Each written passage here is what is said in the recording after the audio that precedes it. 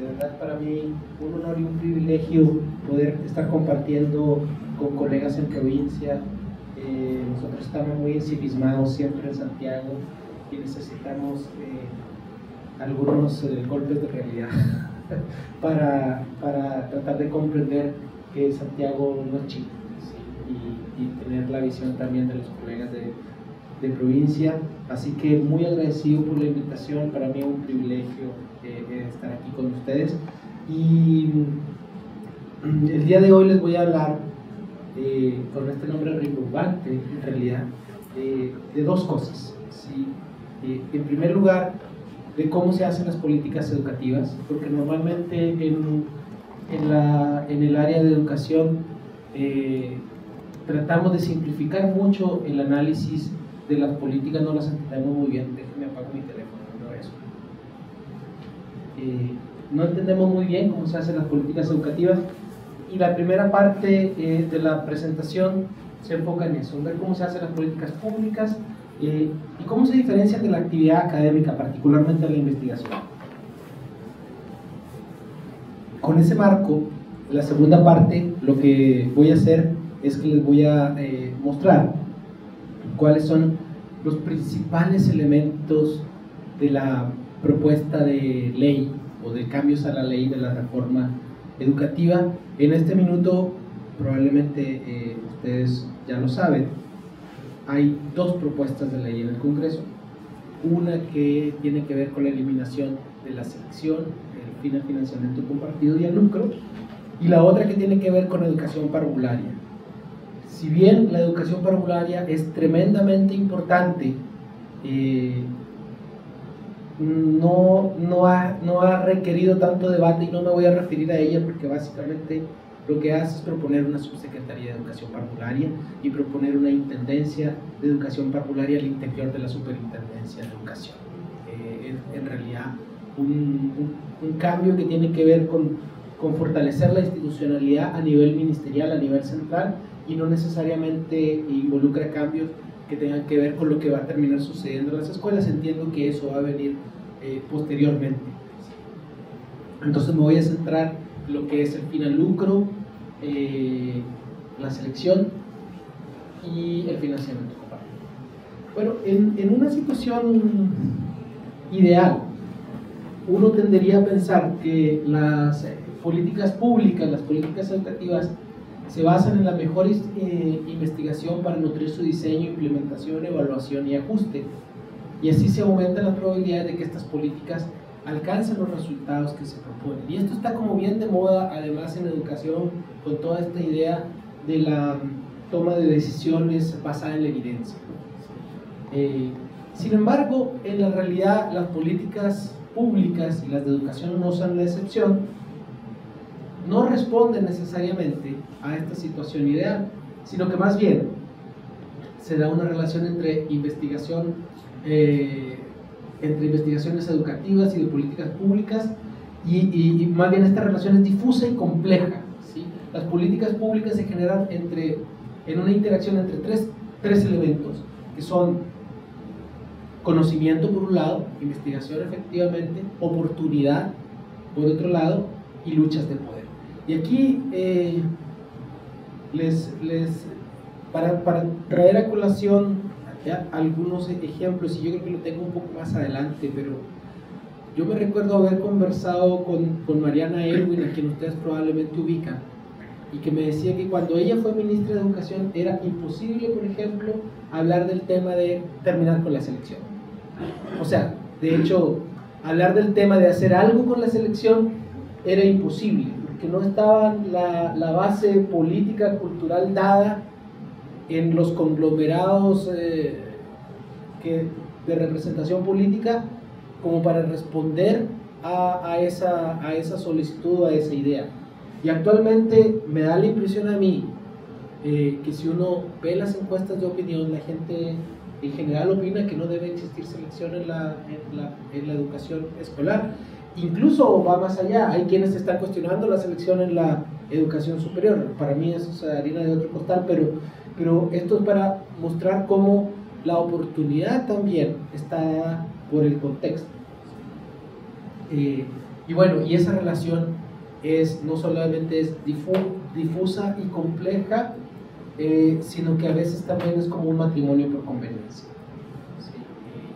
A veces se usa la investigación para justificar muchas cosas. De hecho, yo no sé si ustedes vieron, yo creo que la semana pasada salió en La Tercera un reportaje de Sergio Ursúa y Dante Contreras, que habían escrito un artículo, entre los dos, y habían llegado a conclusiones. Y en la entrevista cada uno hace una reflexión absolutamente o diametralmente distinta al otro respecto de lo que significaban las conclusiones.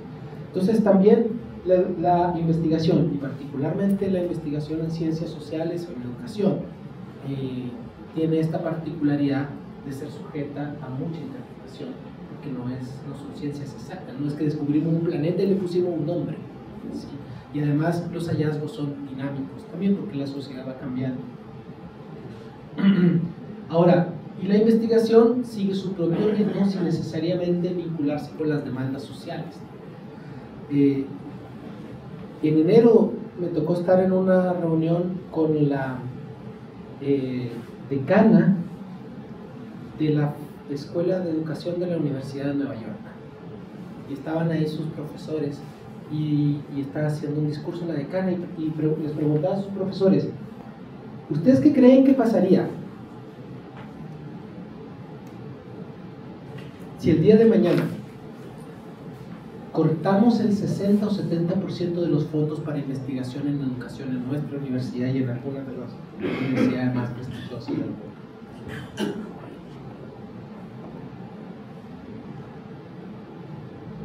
Y todo el mundo se quedó callado con eso. Y la respuesta que daba la decana es que decía: bueno, probablemente nada. Probablemente nada. Porque no estamos contribuyendo con nuestra investigación a la mejora de la educación, no estamos contribuyendo al debate, no estamos contribuyendo a generar herramientas para mejorar la educación. Entonces muchas veces la investigación está desvinculada de esas demandas sociales. Ojo, con esto no quiere decir que toda la investigación tiene que ser aplicada para desarrollar capacidades, pero quienes estamos en educación, yo creo que estamos llamados por la naturaleza de nuestra actividad a generar investigación que promueva una mejora en general en la educación a cualquier nivel, ya sea desde el nivel de sala hasta el nivel de sistema. Ahora, ¿qué son las políticas públicas? Las políticas públicas son cursos de acción o inacción que los gobiernos llevan a cabo para responder a problemas públicos.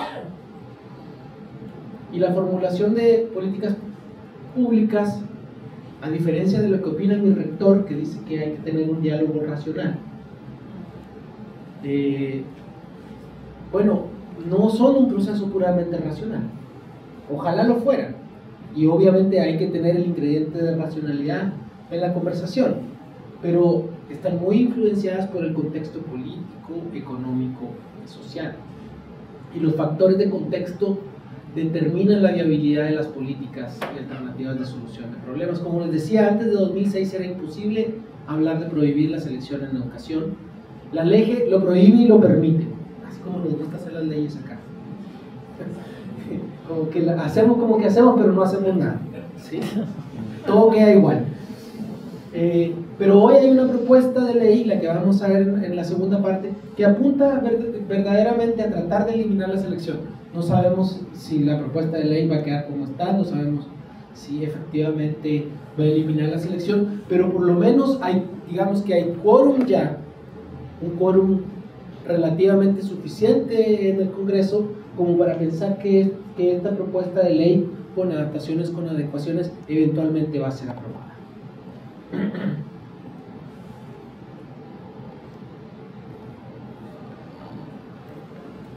Algo que es bien difícil de hacer en castellano es distinguir entre política y políticas públicas, ¿sí? Los gringos tienen una distinción que es muy fácil. Cuando hablan de políticas públicas, ¿sí? Se refieren más bien a los programas, estrategias, cursos de acción que les mencionaba antes, Y cuando hablan de política, ellos le llaman solo politics, que la política en realidad es el ejercicio del poder en la sociedad, la negociación entre los grupos, etcétera, etcétera, que influyen a la política. Todo esto, yo no sé si ustedes han seguido la prensa, pero hay un tremendo hay un tremendo debate y casi un escándalo entre, sobre todo el presidente de la democracia cristiana y el resto de la nueva mayoría respecto a la lógica, los alcances de la reforma, la misma Mariana Elwin también. Bueno, eso es la política, ¿sí? Es tratar de influir en la opinión pública, en las negociaciones, en las deliberaciones, para afectar a la política pública, el curso de acción, ¿sí? Y bueno, y refleja los valores y conflictos entre valores presentes en una misma sociedad. Por eso también, bueno, además con el sistema de representación que tenemos en el Congreso, que no es una representación muy directa necesariamente de la votación,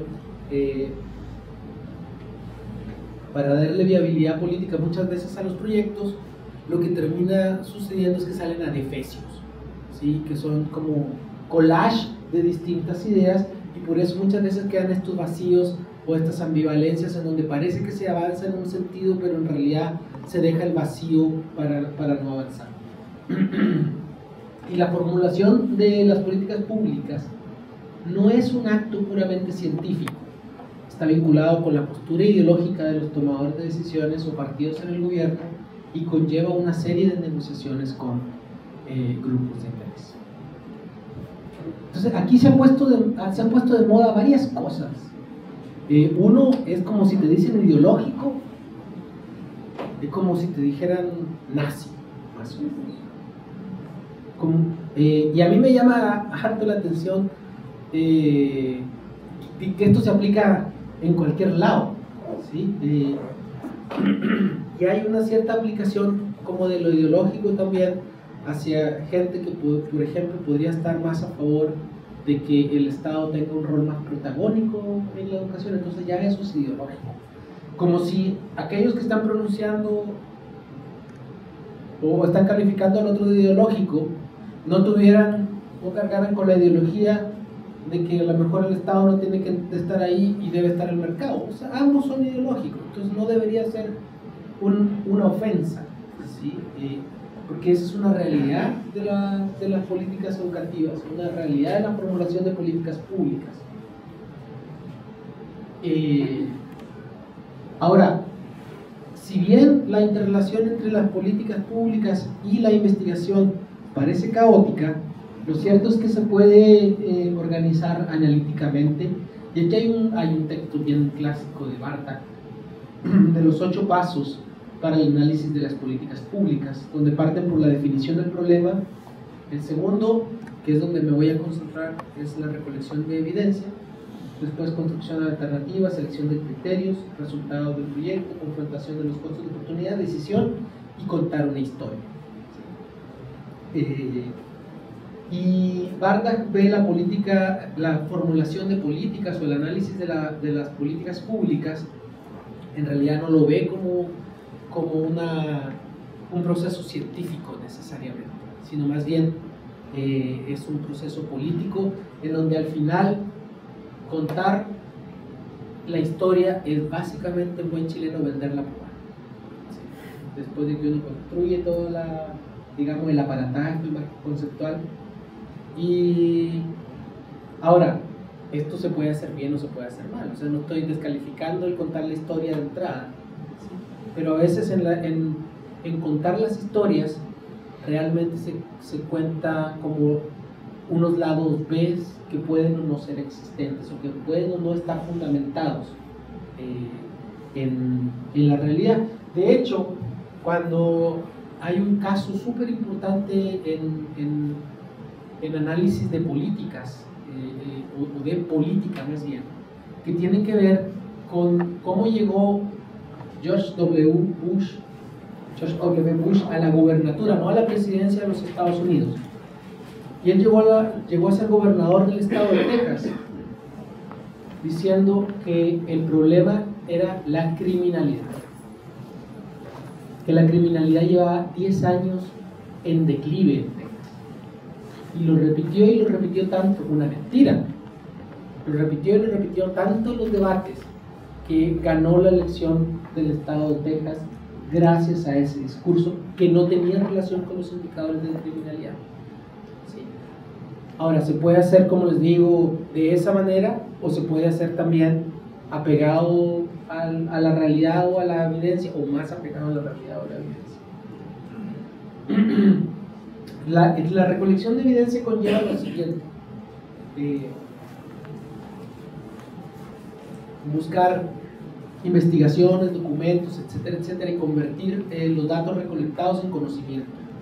Distinguir entre datos, información y evidencia. Los datos son hechos, la información consiste en un conjunto de datos que revelan un significado, y la evidencia es información que influye en las creencias de los actores. ¿Sí se fijan cuál es la distinción?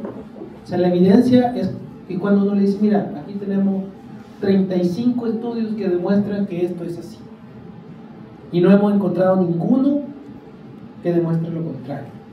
Entonces uno dice, oye, bueno, entonces debe ser que esto es así, no es lo contrario. Bueno, a eso le llaman evidencia desde el punto de vista de las políticas públicas. Y la evidencia tiene como trasfondo 3 propósitos: evaluar la naturaleza y el alcance de los problemas, evaluar y conocer las características específicas de la situación de política bajo estudio, y evaluar las políticas que han sido efectivas para resolver sus problemas o problemas similares en otros contextos o épocas. La producción de información y evidencia es costosa, tanto en términos económicos como en términos de tiempo, y normalmente está a placer, ¿sí? llega tarde. En este caso, curiosamente, llevábamos, yo diría que ya probablemente desde 2007, 2008, con una sustantiva acumulación de evidencia de los problemas que enfrenta nuestro sistema escolar, sobre todo en términos de desigualdades y de segregación, que ha alimentado este debate sobre educación, y yo les diría que es bastante contundente y bastante incontrastable. ¿Sí? Ahora yo voy a estar como vendiéndoles la pomada. No, pero no es ese mi propósito. Yo traté de buscar, por ejemplo, algunos estudios que dijeran lo contrario a lo que está proponiendo la ley. Y la verdad es que algunos de los estudios que pueden decir algo que es contrario es un pequeño matiz, no son estudios que descalifiquen completamente las ideas fuerza, digamos, que están detrás de la propuesta de ley. Los análisis de política pública involucran esfuerzos importantes para simplificar de manera coherente e informada la realidad, para detectar el núcleo del problema y sus principales causas. Y aquí yo tengo diferencias con mis colegas profesores, muchos de ellos que les gusta Edgar Morin, ¿sí? Las teorías de la complejidad. No, es que todo es complejo. Ya, pues entonces vamos a tomar una cerveza porque todo es muy complejo. ¿Sí? No hay nada que hacer con esto. No, bueno, la verdad es que el avance en la ciencia en general y en las ciencias sociales también, se trata de tratar de encontrar aquellos elementos que son más esenciales al problema y descartarlos de aquellos que son más tangenciales. Y es una apuesta que hacen los investigadores, una apuesta informada, pero no se puede incluir todo. ¿Sí? En las ciencias que involucran comportamiento humano y relaciones sociales no se puede incluir todo. Y si se puede incluir todo, probablemente hay un ser supremo que está haciendo ese análisis. ¿Sí? Porque los seres humanos no tenemos esa capacidad de predecir cuál va a ser el comportamiento humano con totalidad. Y la idea, cada vez más, aunque aquí mis colegas economistas han echado a perder harto el debate en educación, pero cada vez más se ha levantado la idea y se ha no solamente levantado la idea, sino ha tomado cuerpo el que la investigación o que el análisis de política pública sea interdisciplinar, es decir, que veamos, comprendamos los fenómenos y comportamientos humanos detrás de los problemas sociales usando herramientas de distintos ámbitos, ¿sí? De la economía, ciencia política, sociología, ingeniería, etcétera, etcétera. Lamentablemente en Chile el debate sobre educación, yo diría que hasta hace muy poco estuvo dominado por los economistas, ¿sí? Y bien poco informado por lo demás. No era un debate basado en evidencia empírica, sino yo creo que eso es bastante más reciente.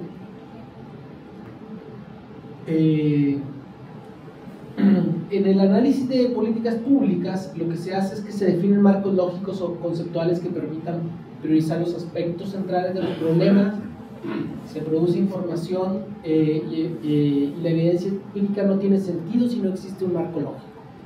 ¿Sí? Una acumulación de datos, una acumulación de estadísticas no hace sentido, por eso el contar una historia tiene que ver con tener este marco lógico de fondo. Hay que reducir la complejidad para organizar la generación de evidencia en torno a categorías con mayor incidencia en el problema a solucionar, y es imposible que se puedan predecir todas las consecuencias. Y esto es algo que es tan raro en los debates de política, que como que no, ahora sí yo voy a hacer los políticos se plantean, yo voy a hacer la cosa que va a arreglar todo. Eso es una absoluta mentira. Es mentira. No se pueden arreglar todas las cosas.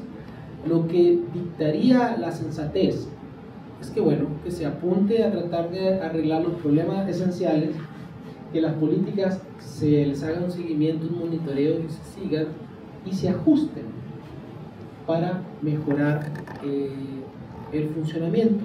Miren, les voy a dar un ejemplo que no tiene que ver con esto, pero estamos haciendo un análisis de la inclusión escolar. Y nuestros primeros datos revelan lo siguiente: los niños que tienen alguna discapacidad temporal o permanente, el 70% de ellos asiste a escuelas especiales. Y tenemos una ley de inclusión escolar, solamente el 30% de ellos. De hecho, desde que se aprobó la ley o esta lógica de inclusión en el sistema escolar, se ha duplicado la matrícula en escuelas especiales. Eso sin contar las escuelas de lenguaje.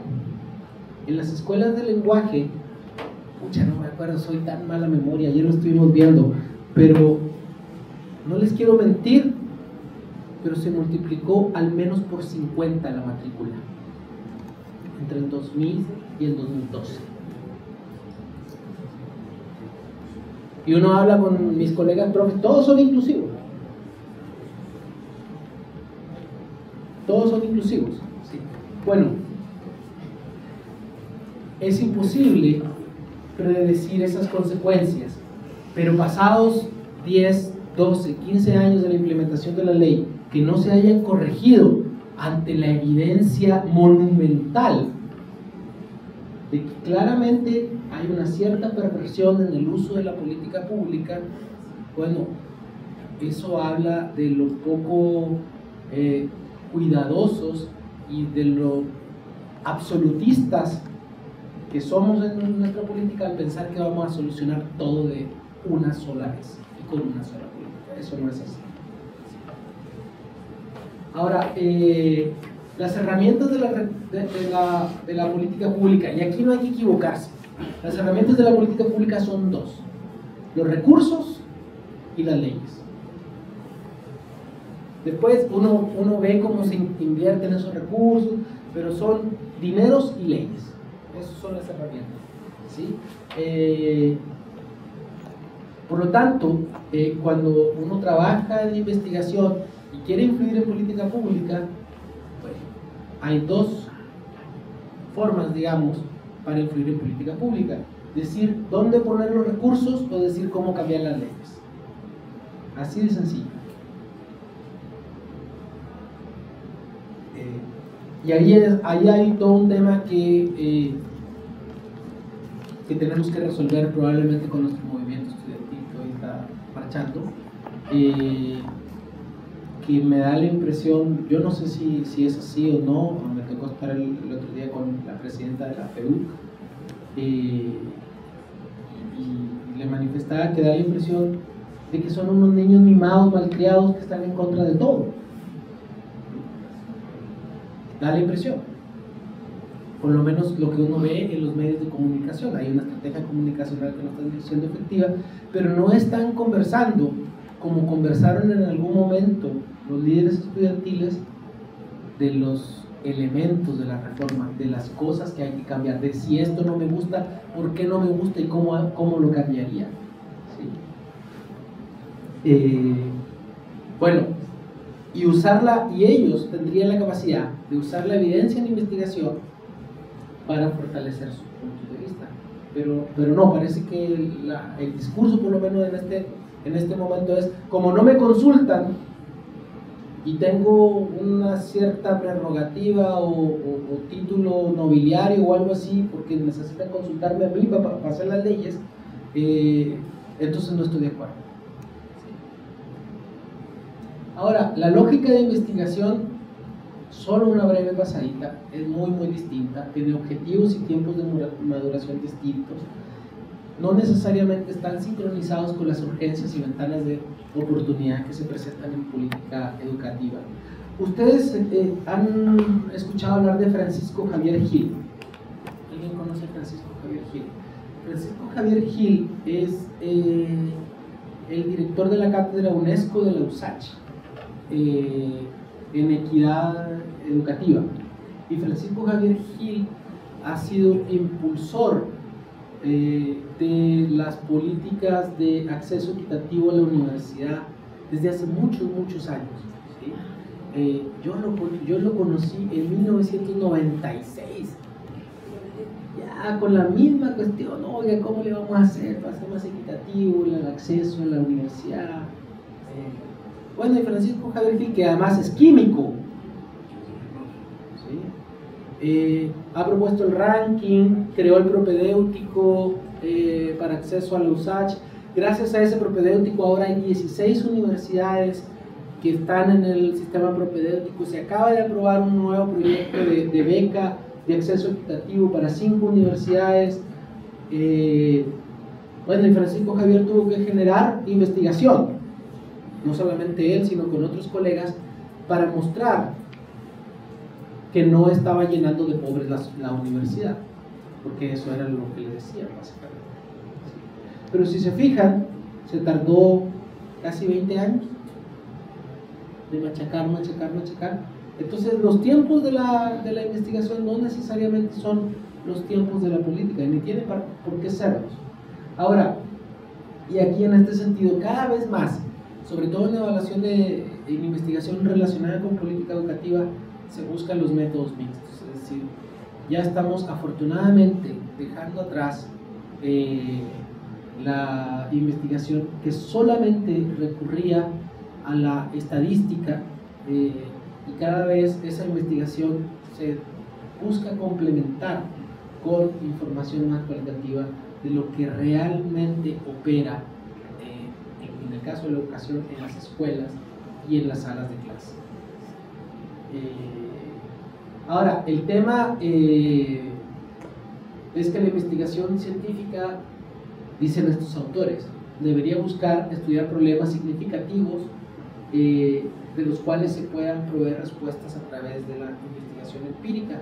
Y yo aquí también tengo muchas veces diferencias con mis colegas en educación, que hacen unas investigaciones súper sofisticadas con palabras que me cuesta harto entender, pero que no tienen nada que ver con lo que está pasando en la escuela, no tienen nada que ver con los problemas que están enfrentando sus colegas profesores, que no tienen nada que ver con los problemas de enseñanza y aprendizaje de los niños. Pero se publican bien y te citan. Bueno, yo creo que ahí hay un imperativo moral que tiene que a los que tenemos que estar llamados los investigadores, porque tenemos harta necesidad, la verdad, de investigación. Y es un proceso que implica, como les decía, la acumulación paulatina de conocimiento toma mucho tiempo. Y no es exacta. Sí, los economistas les encanta esa cosa de los estudios experimentales o cosas experimentales. También a mí me ha tocado hacer esa cosa. Pero miente el que diga que la investigación es exacta. Y no es exacta por dos cosas. ¿Sí? No es exacta porque la investigación en educación, normalmente la bajada de cualquier, por ejemplo, programa de investigación que uno vaya a investigar o evaluar, no depende del investigador, depende de las interacciones sociales a lo largo de una cadena. Y esas interacciones sociales no son como la penicilina en medicina, no es una inyección que sabemos cuál es la dosis y la frecuencia con que administramos esa dosis.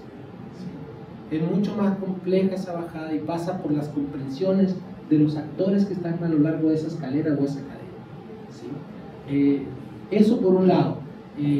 Por otro lado, no es exacta porque, como ya les dije, el comportamiento humano no se puede predecir y afortunadamente es dinámico. Lo que encontramos hoy día puede cambiar en 3 o 4 años más. Y por lo tanto hay que mantener esta conciencia del alcance y las limitaciones de la investigación y también de las políticas públicas.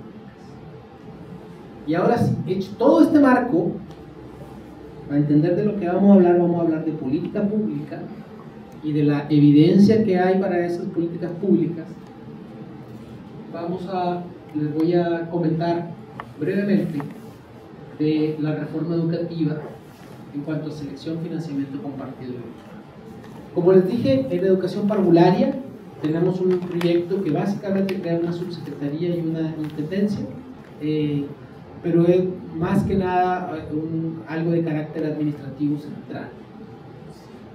Y para el segundo semestre, por lo menos lo que se escucha entre los colegas que trabajan en el ministerio, es que debería haber un proyecto de fortalecimiento de la educación pública y un proyecto de carrera docente.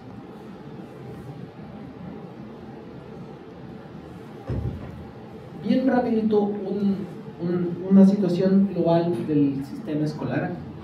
De acuerdo a cifras del 2012, el 93% de los estudiantes del sistema escolar va a establecimientos subvencionados, 53% lo hace en particulares subvencionados y 40% municipales.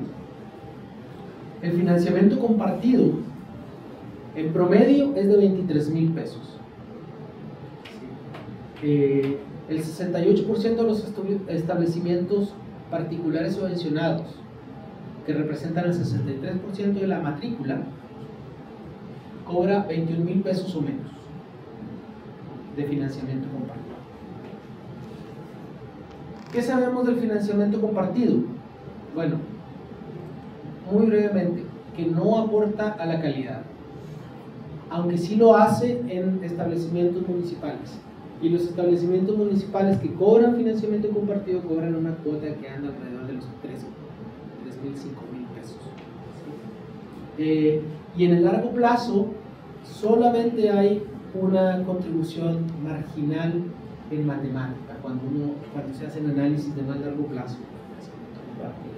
Es decir, la gran cantidad de recursos que se requieren de las familias a través del financiamiento compartido no se materializa en mejoras en los aprendizajes de los alumnos.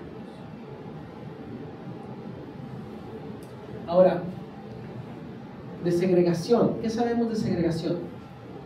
Bueno, a nivel internacional y residencial. A nivel internacional, sabemos que Chile es uno de los países más segregados, con el sistema escolar más segregado de la OCDE. ¿Y qué dicen algunos colegas? No, bueno, pero eso se explica por la segregación residencial. No es cierto. El índice de Duncan, este índice de segregación, ¿sí? Para darles una idea, a partir del punto 55 en adelante, el valor del índice de Duncan se empieza a considerar hipersegregado. aquí el ACUA y Santos compararon el índice de Duncan para distintos niveles socioeconómicos y compararon cómo es la segregación actualmente, considerando a estos estudiantes, y cómo debería ser si asistieran a la escuela más cercana a su casa. Bueno, y aquí vemos enormes diferencias, 0.2 en el índice de Duncan, estamos hablando de enormes diferencias en segregación. Aquí llega a ser 0.65, 0.66 prácticamente. Esto es, podríamos considerarla una medida de segregación residencial, y aquí lo que podemos ver es que la segregación escolar es mucho más grande que la segregación residencial. Dentro de un mismo barrio, las escuelas se acomodan al mundo. Probablemente ustedes lo saben. En un mismo barrio está la escuela un poquito mejor y la escuela que les va bien. Entonces, hay mucha segregación, y la segregación no se explica solamente, la segregación en las escuelas no se explica solamente por la residencia. Las escuelas son mecanismos de hipersegregación. El financiamiento compartido, además de lo que les había comentado, que no aporta la calidad, también se habla si el financiamiento compartido aporta o no a la segregación. Bueno, en otro estudio del ACUA, que además es coincidente con lo que encuentran en Valenzuela, Beley de los Ríos, encuentra que las escuelas con financiamiento compartido, el porcentaje de estudiantes vulnerables es de 21%, ¿sí? Casi la mitad del que existe en establecimientos gratuitos. Es decir, yo no sé, los economistas, mis colegas economistas más del ala clásica o neoclásica, yo no sé cómo hay que explicárselo, pero claramente esta es evidencia descriptiva, dirían ellos, no es causal, pero 21% de estudiantes vulnerables en escuelas con financiamiento compartido versus 44%, bueno, claramente debería haber algo ahí, ¿sí? En donde uno pudiera suponer, quizá tal vez, el financiamiento compartido podría tener algo que ver con la segregación.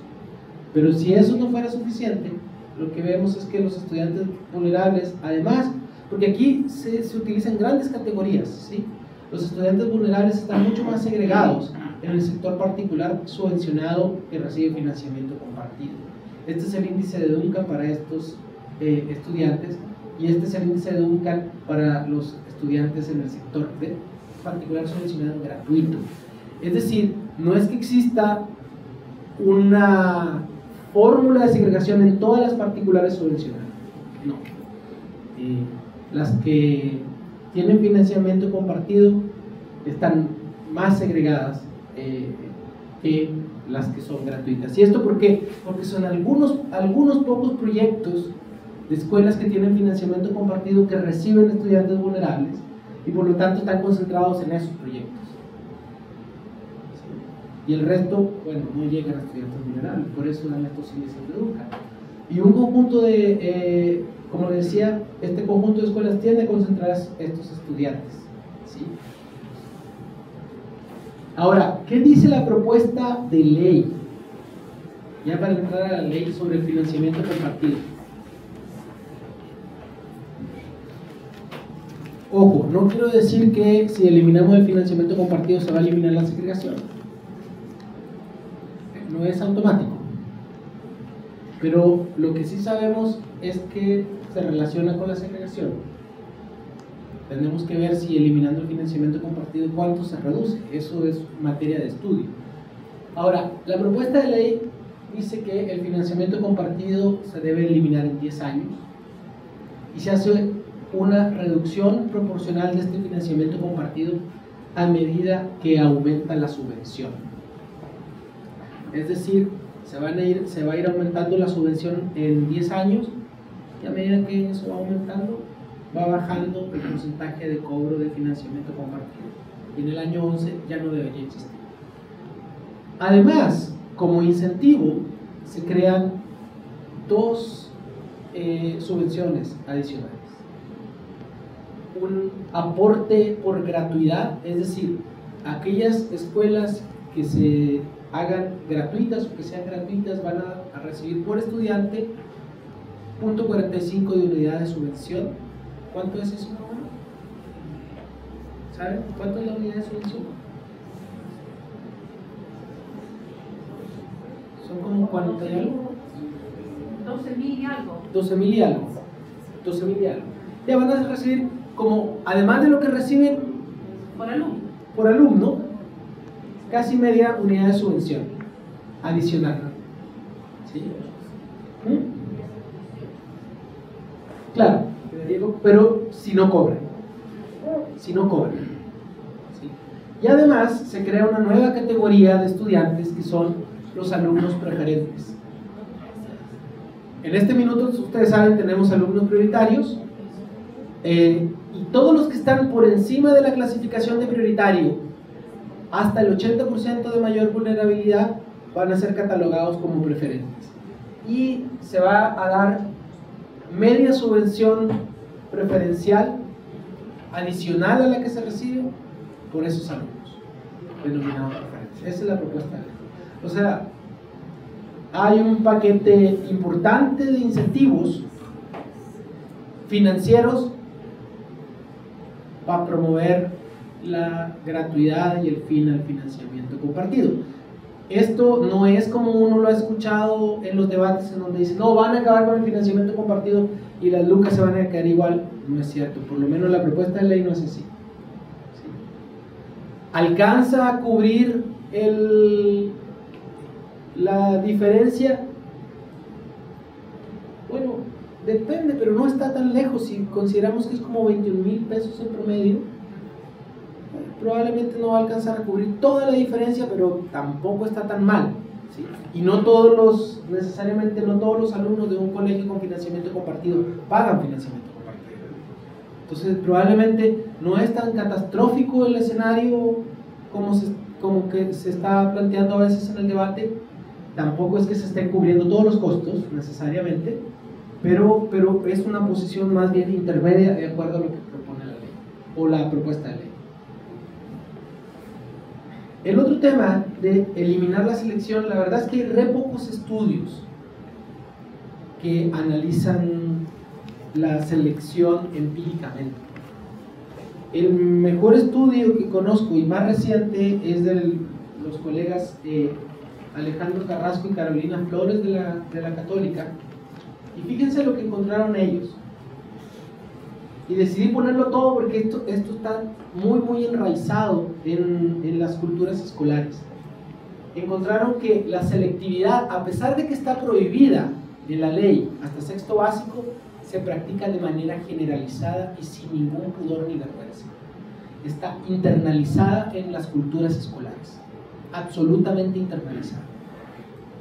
Es altamente sofisticada en sus métodos y predomina en las escuelas particulares subvencionadas, ¿sí? Así como en aquellos establecimientos de mayor nivel socioeconómico. Incluso hay algunos establecimientos, ellos pudieron encontrar que reciben subvención escolar preferencial, donde está prohibida la selección doblemente que selección. La presión externa que enfrentan los establecimientos por los resultados y la reputación por capturar matrícula explican en parte este fenómeno de la selección, ¿sí? Es decir, en un contexto competitivo, un director de escuela actúa como gerente de negocio.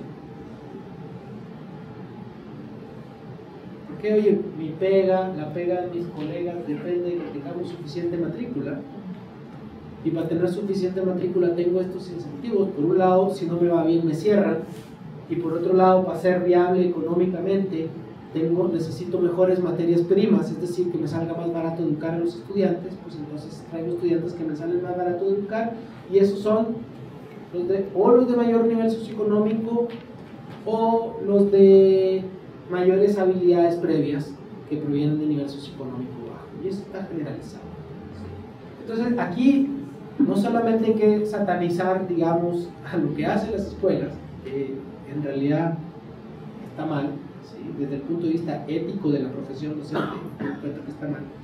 Sino también hay un sistema, un diseño institucional que orilla a que actuemos como gerentes de una empresa competitiva y no como educadores a cargo del bienestar de los niños. La ley que prohíbe la selección es inefectiva y en su poder coactivo, dado que el sistema escolar establece reglas adicionales que hacen de la selección una estrategia esencial, primordial. ¿Está temblando? No. Los principios de igualdad educacional en que la ley busca proteger las políticas de oportunidad en el sistema escolar son transgredidos por las prácticas selectivas de manera generalizada. Para minorar las prácticas selectivas, ellos proponen reducir la ambigüedad actual en los artículos 12 y 13 de la ley, que tiende a dejar en suma cero la prohibición de seleccionar. ¿Alguien se acuerda de esos artículos? ¿No? En uno es como, no se podrá seleccionar hasta sexto básico, y enseguida dice, las escuelas podrán aplicar pruebas, entrevistas, y no sé. Entonces, bueno, cuando los ingleses prohibieron la selección, de hecho, lo que terminó sucediendo es que dijeron, ya, listo, no vamos a seleccionar. Pero las escuelas que seleccionaban, lo que hicieron fue citar a 4 entrevistas a los padres, a media mañana. Entonces, los papás de obreros, los papás que eran obreros, que tenían trabajo donde no podían reponer el turno, no les daban, no podían. ¿Sí? Ese es el problema, digamos, o cómo le dan la vuelta a la ley. En el largo plazo, lo que dicen es que hay que avanzar hacia una agencia local de admisiones. Pero no me voy a detener en eso porque vamos a ver lo que dice la ley o la propuesta de ley. Para eliminar la selección se propone una plataforma de postulación informática. Hay harto rollo acá respecto de la libertad de elección de los padres. Siempre se la libertad de elección. La libertad de elección no existe. Quienes eligen son los colegios a los niños. No eligen los padres a los colegios. O sea, tangencialmente eligen a cuál postular, pero la decisión final no es de los padres. Entonces, se propone hacer una plataforma informática de postulación en donde probablemente, por lo que dice el texto de la ley, uno va a tener la lista de colegios, va a poder leer el proyecto educativo del colegio, va a decir sí, adhiero, clic. Como cuando uno actualiza el software del computador, sí, está bueno. Bueno, así también. Sí, adhiero. Y con eso es suficiente para que el niño sea considerado para postular en ese colegio. ¿Sí? En casos, y los establecimientos están obligados a aceptar a todos los que postulen, salvo cuando el número de cupos sea menor que el número de demandantes o de postulantes. ¿Sí? ¿Y qué se hace en ese caso? Esta es la regla que establece la propuesta de ley. Primero tienes que llenar el 15% con estudiantes prioritarios. Atacar la segregación.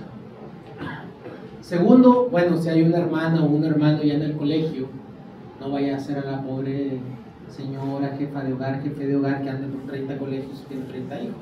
Entonces le va a dar prioridad a ellos. Tercero, hay que cubrir a los hijos de profesores y asistentes de la educación. También para facilitar también el funcionamiento de la escuela. Y una vez cumplido esto, el resto de los cupos se distribuye de manera aleatoria. Es decir, uno le hace clic a un computador y dice, estos son los cargos que están ahí. ¿Sí? Las excepciones a eso son los liceos artísticos y los liceos emblemáticos, que yo no sé por qué, pero es más político, como les hablaba yo de la viabilidad política que otra cosa. Pero no representan nada de la matrícula, en realidad representan muy poco.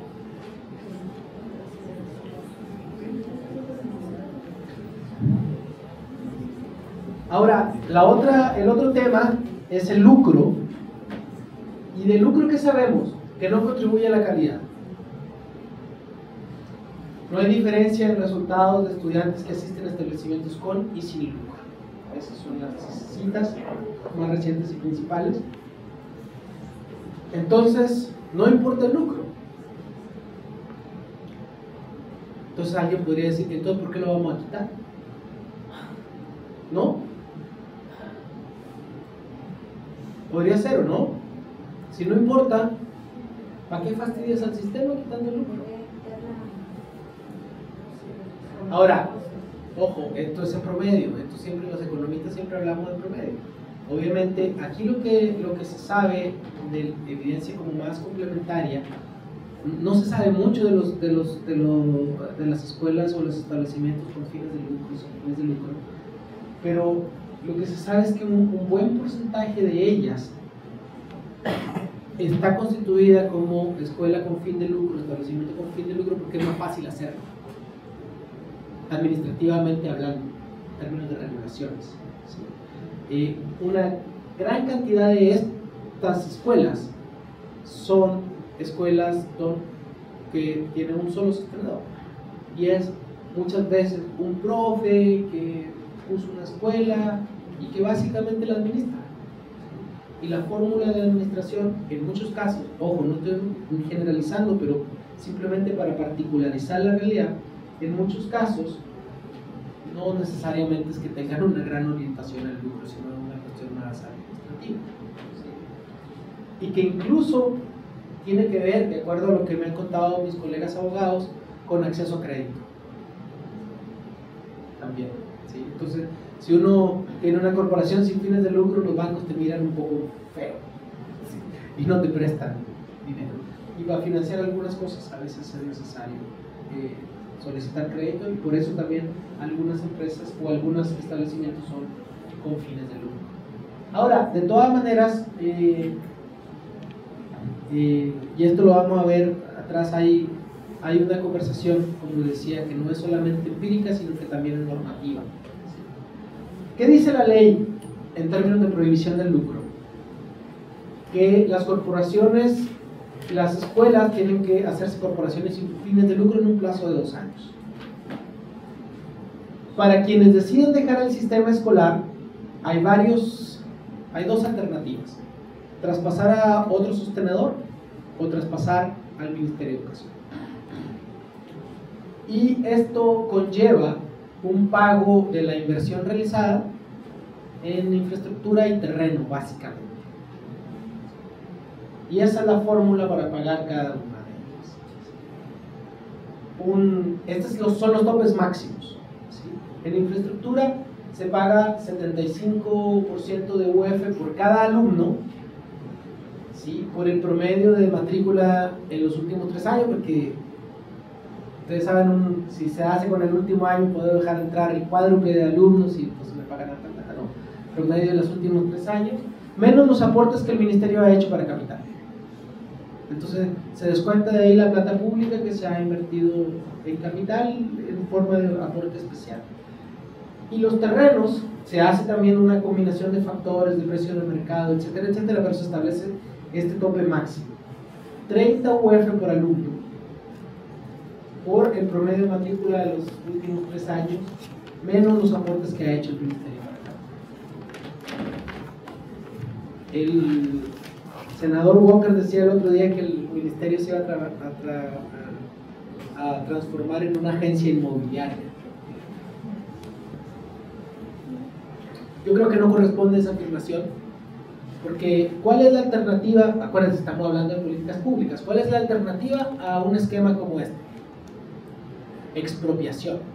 Y ya la palabra expropiación pone nervioso a mucha gente en este país. Los países más decentes en términos de la lógica de mercado, no es tan malo expropiar cosas para que sean parques, expropiar cosas para que sean escuelas, pero aquí expropiación ya tienes al 80% del Congreso en contra. Entonces lo que hay que hacer es comprar las escuelas. Y la lógica, si ustedes se fijan en esta lógica, tampoco es descabellada. Ahora, ¿cuántas escuelas van a dejar de ser particulares subvencionadas si van a decidir cerrar o vender? No sabemos. No van a ser todas. ¿Sí? Van a ser una parte pequeña. Probablemente los grandes sostenedores que sí tienen fines de lucro, que tienen hartas escuelas y que tienen familiares y primos y que además de tener la escuela tienen la ATE que se vende a sí mismo y todo eso, bueno, eso sí van a sufrir. Pero dado que la mayor cantidad de las escuelas son de un sostenedor y que además no son grandes, entonces no generan tampoco una masa de recursos enorme, a mí me da la impresión que la probabilidad de que esas escuelas tiendan a cerrar o a vender su negocio es bien baja. ¿Sí? Esto, ahora, habrá que ver cómo funciona. No sabemos cómo va a funcionar. ¿Sí? Pero me da la impresión de que los incentivos que hay para el funcionamiento de las escuelas en términos económicos son bastante razonables. Acuérdense, estos son recursos materiales, recursos económicos y leyes. Y las leyes lo que hacen es introducir incentivos para inducir conductas o comportamientos. Entonces aquí son incentivos principalmente económicos para que las escuelas puedan seguir funcionando. Y ya para ir cerrando y no aburrirlos más,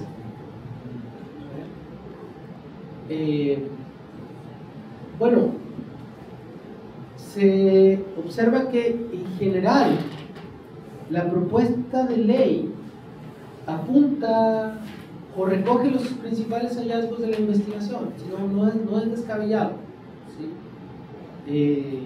Ahora, ¿se corregirá la segregación y la selección en el sistema escolar? Bueno, eso está por verse. ¿Sí? Como vieron en los resultados de Carrasco y Flores, está muy internalizada la lógica de la selección. Yo quiero saber qué es lo que vamos a hacer cuando se elimine la selección, cuando se prohíba la selección, cuando se prohíba financiamiento compartido y se prohíba lucro. Vamos a suponer que esto pasa así tal cual. ¿A quién le vamos a echar la culpa en las escuelas ahora? Porque hay una tendencia a externalizar la responsabilidad muy grande. No estoy diciendo con esto que las escuelas no tengan dificultades, ojo, eso no es mi mensaje, pero en vez de ver cuáles son las dificultades y tratar de resolverlas internamente, normalmente se externaliza el problema. ¿Sí? Y eso lo ve uno en general en la investigación. Esto no es algo que me estoy inventando ni que estoy en contra de los profes con quienes trabajo en muchos proyectos, no, sino es una realidad en donde la cultura nacional ha sido impregnada por esta lógica de mercado, de competencia y de selección, y las escuelas obviamente no han estado exentas de eso. Ahora, mientras no se cambien los incentivos CIMSE, las consecuencias del CIMSE, va a ser muy difícil, muy difícil que las escuelas respondan prístinamente a la ley. A pesar de que hay una plataforma, a pesar de que algo que no mencioné, pero por ejemplo se prohíbe la expulsión. Pero esto se habló por ahí de se prohíbe la expulsión. No es cierto, no se prohíbe la expulsión. Se prohíbe la expulsión sin un debido proceso a instancias de apelación. Eso es lo que dice la ley. Hay un proceso, hay una instancia de apelación al Consejo Escolar y hay otra instancia de apelación a la Secretaría Regional Ministerial. Esos son como se puede expulsar, pero pues aquí vamos a ver, mientras esto no cambie, y ojo, que hay otro elemento aquí, que nuestro sistema de financiamiento, junto con esto, es bien perverso, porque nuestro sistema de financiamiento, los niños no son niños, los niños son valores monetarios transformables en puntajes CIMSE. Entonces, si yo soy gerente de una empresa, la mejor materia prima más barata, si yo soy director de una escuela, el mejor estudiante que sea más barato de educar para sacar un buen CIMSE. ¿Por qué? Porque si no voy a tener una consecuencia. Yo creo que la combinación del sistema de financiamiento con el sistema de accountability es bien perversa, ¿sí? Y eso hay que corregirlo. Entiendo que se está conversando de un cambio de lógica de la agencia de calidad, y y entiendo que se va a parar la ordenación de escuelas que se había propuesto, pero no es suficiente con eso, tenemos que darle una vuelta. Y bueno, nosotros encontramos con Juan Pablo Valenzuela de la Chile y Cristóbal Villalobos, otro colega de la UDP, hicimos el año pasado un FONIDE, hoy se me olvidó el acento, disculpen, en donde encontramos que el 85%, bueno, hablamos de que tenemos un sistema escolar segregado, el 85% de la segregación ocurre entre escuelas, pero hay un 15% de segregación que ocurre al interior de las escuelas. No es lo mismo estar en el A que en el D. Ustedes lo saben. Bueno, y si se elimina la selección, ¿no irá a pasar que se va a aumentar, va a disminuir la segregación entre escuelas y va a aumentar al interior? Porque está súper internalizada, es algo que yo converso con mis alumnos del Magíster en Liderazgo que tenemos allá también. Y les digo, oye, pero nosotros en el estudio que hicimos vemos que las escuelas pierden 10 puntos por segregar académicamente al interior, porque segregan por notas principalmente, y pierden 10 puntos en promedio de ciencia. Y se quedan pero contrariados. No, es que es mucho más fácil poner a los profes con muchachos de la misma habilidad, niños de la misma habilidad, así les enseñan mejor. No, pues no ocurre eso. No ocurre eso. Probablemente hay buenas intenciones en algunos casos, probablemente solo discurso, ¿sí? Porque cuando uno lo pega con otra evidencia más cualitativa, hay harto discurso de manzanas podridas, como fácil hablábamos de los barrios rojos de las escuelas, ¿sí? Esos sectores donde están del D para adelante, ¿sí?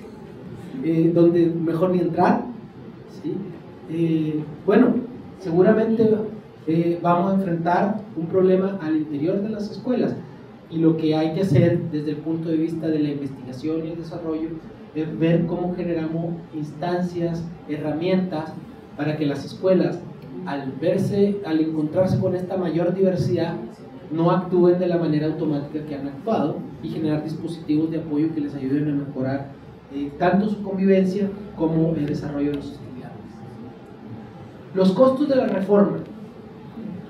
La reforma va a ser carísima, han dicho. Bueno, sí y no. Hay que recordar que Chile es uno de los países con menor gasto educativo público en educación y mayor gasto privado en educación. Entonces lo que se está haciendo en realidad es sustituir en gran medida el gasto privado de las familias en el país más desigual y más segregado de la OCDE, sustituir el gasto privado para que el acceso y el tipo de educación al que se accede no dependa del bolsillo familiar. Y eso cuesta, a partir del año 11 en régimen, la estimación es $1.000 millones anuales adicionales. Se los quise decir en pesos, pero no me resultó, son muchos ceros y muchos millones. Pero son como 500 o 1.000 millones, más o menos. Ahora, uno empieza a hacerse preguntas que van más allá de la investigación. Es que, ¿cuánto vale disminuir la segregación? ¿Cuánto vamos a estar pagando por cada punto de disminución de la segregación? Esa ya es pregunta como de economista. Ahora, en la compra de establecimientos se desconoce el costo, como les decía, no se sabe cómo van a reaccionar ante una nueva normativa, pero la primera inversión seguramente va a ser elevada, pero se fortalecerá la educación pública. Mis colegas con los que no estoy de acuerdo en muchas cosas, como Ed Brunner y el profesor Peña, que es rector de mi universidad, alaban el sistema mixto de educación. Le digo, oye, bueno, pero hay que hacer algo para que se mantenga mixto, porque estamos a puertas de que sea solo particular subvencionado. Y aquí hay una anécdota bien entretenida, porque una vez le preguntaron, porque siempre se dice, no, es que nosotros seguimos el modelo holandés, y le preguntamos a unos holandeses cómo veían ellos la diferencia entre las particulares subvencionadas y las públicas allá, y no entendieron la pregunta. ¿Cómo? Sí, las particulares subvencionadas. No, si todos somos públicos. nos regimos por la misma ley, tenemos el mismo estatuto docente, tenemos que hacer las mismas inversiones, solo que hay una gran cantidad de casos que son como 90, 80 y algo, 90% de escuelas en donde hay un administrador local que es privado, pero es un administrador, no es como el dueño de la escuela que como sucedió en varios casos sonados en la prensa, de un día para otro cierra el boliche y dice, bueno, ya no se recibe el mandín. Hay un deber ético más allá de la cuestión económica detrás de la escuela, y hay una responsabilidad ante la sociedad y ante el Estado, ¿sí? Bueno, yo encuentro que es probable que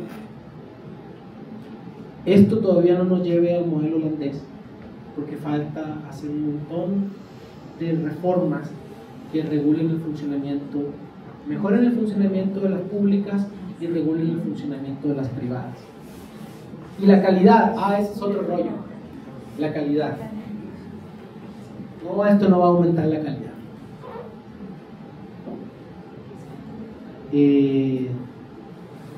No sé, yo creo que la calidad es algo tan etéreo que da para cualquier cosa. Lo que nosotros sabemos de otras investigaciones es que efectivamente, en gran medida, la calidad depende de lo que sucede en la sala de clase, pero no está desconectada de lo que sucede afuera. En Chile, el 60% de los resultados de las escuelas se explica por el nivel socioeconómico promedio de los alumnos. 60%. Bueno, si hacemos un poco más heterogéneo el alumnado, y a eso hay que añadirle, obviamente, algunas políticas y programas para fortalecer el trabajo de las escuelas y los profesores, es probable que se logren mejores resultados en calidad. Pero si no cambiamos las reglas del juego, la búsqueda de resultados de calidad va a ser selección, segregación, las que ya sabemos y las que conocemos. Las reglas del juego son muy, muy importantes. Ahora, como les decía, no está garantizado que los actores respondan como espera la ley. Como habrán notado por mi acento, yo soy originalmente mexicano y llevo desde 1996 acá. Y he tratado de entender harto la identidad chilena. Me he leído libros, me leí uno de Jorge Larraín, ¿sí? Hoy que entretenido el libro. Y esto me llamó la atención. Esto que decía, él se acata pero no se cumple. O sea, todo es como bien leguleyo. No, sí, le pregunto yo a mis alumnos que están en las escuelas, oiga, ¿y cómo le haría usted para que esta profe pueda evaluar bien a sus alumnos con apoyo de la educadora diferencial? No, necesitan una chorrera de decretos. Sí, que el pobre alumno no, ya salió de la escuela para cuando se cumplen todas sus condiciones. ¿Sí? Bueno, ocurre mucho esto, el se acata pero no se cumple. Cumplimos con la letra, ¿sí? Pero no con el espíritu de la ley. Yo creo que esto va a ser bien lo más complicado de llegar a implementarse la reforma, porque es una transformación cultural masiva del profesorado, que además tiene un discurso inclusivo pero no lo aterrizan necesariamente, y las acciones no necesariamente están a la altura del discurso, y la gestión de las escuelas tampoco está a la altura del discurso, ¿sí? Bueno, ¿y qué reformas se requieren? Se requiere todavía fortalecer la educación pública y desarrollar capacidades docentes. Y aquí no basta con una carrera profesional docente, porque el otro día tuve una pelea con la Premio Nacional Beatriz Ábalos al respecto, ¿sí? Porque ella es muy de la onda de las carreras profesionales y los escalafones. Sí, está bien, pero es una cuestión laboral que tiene que estar. Pero normalmente nuestra discusión se va toda hacia ese lado y re poco a ver qué es lo que están haciendo los profes en la sala de clases y cómo les ayudamos para que mejoren. ¿Sí? No solamente en términos de las condiciones que están enfrentando los profes, sino también en términos de las habilidades que tienen que desarrollar ellos mismos y que tienen que aplicar para ayudarles a los estudiantes. ¿Qué es lo que hemos encontrado? Estamos haciendo un estudio en un proyecto anillo con el CIAE de la Universidad de Chile. ¿Y qué es lo que hemos encontrado? Vamos a ver profes de matemática de cuarto y quinto grado, perdón. Y lo que hemos encontrado, súper consistente con análisis que nosotros hemos hecho, yo creo que hemos ido ya como a 2000 salas de clase, ¿sí?, a lo largo de los últimos 6 años, 7 años. Los profes, si uno ve las interacciones en la sala de clases en 3 dominios: apoyo emocional, organización de la sala y apoyo pedagógico, enseguida les voy a decir qué es cada uno. En apoyo emocional, que tiene que ver con el trato respetuoso del profe con los estudiantes entre sí, hacia el profe, la confianza, están bastante bien. Organización de la sala de clase, ¿con qué tiene que ver? Con productividad, que no se pierdan tiempos y que se utilicen distintos formatos para enseñar y aprender. ¿Sí? La misma cosa se ve de distintas maneras, una cosa más explicativa, otra más activa, otra más en grupo, otra más individual. Bastante bien. Apoyo pedagógico, que tiene que ver con hacer preguntas de inferencia, con pasarle la batuta a los estudiantes, para que los estudiantes desarrollen sus propias ideas, se equivoquen, rectifiquen, y aprendan, construyan su propio conocimiento, tanto que nos gusta en la Facultad de Educación constructivista, ¿sí? Porque si no, conductista es como el diablo y constructivista es como el paraíso. Constructivista, bueno, el constructivismo no existe. Y la transversalidad de contenidos, cero. ¿Es culpa de los profes? No, y esto sucede en escuelas buenas, regulares y malas.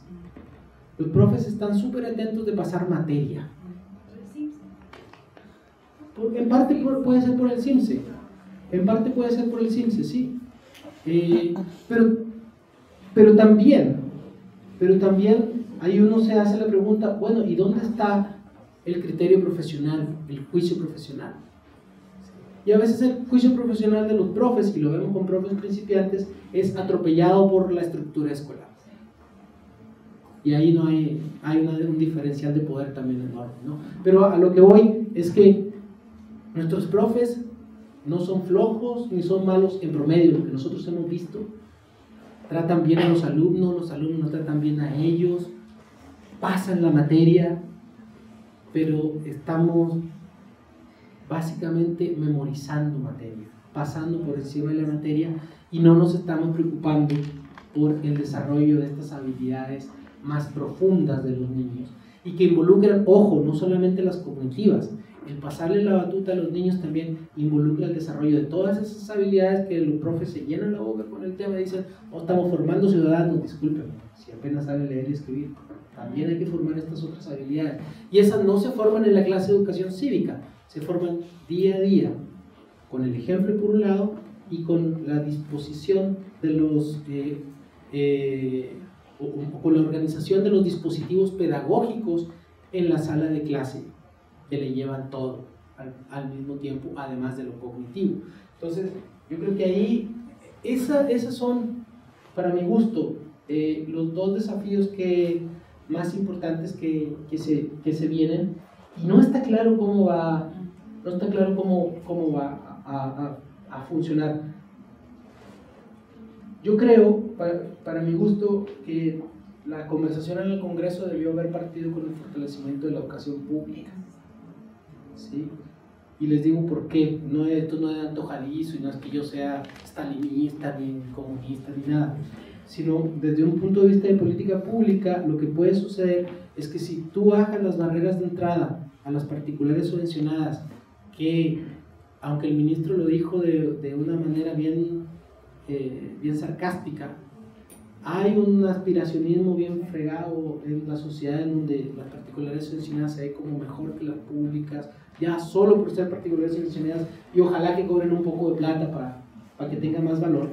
Lo que puede terminar pasando es que más matrícula de las públicas se vaya a las particulares subvencionadas, ¿sí? No, obviamente no lo sabemos, ¿sí? Es una especulación, pero suena razonable, ¿sí? Entonces, es necesario fortalecer la educación pública. Lo que yo he escuchado es que hay 25 municipios en donde el próximo año cerraría la educación pública. Lo que se está haciendo en estos momentos es básicamente buscar una inyección de plata importantísima para que no cierre la educación en esos 25 municipios. ¿Sí?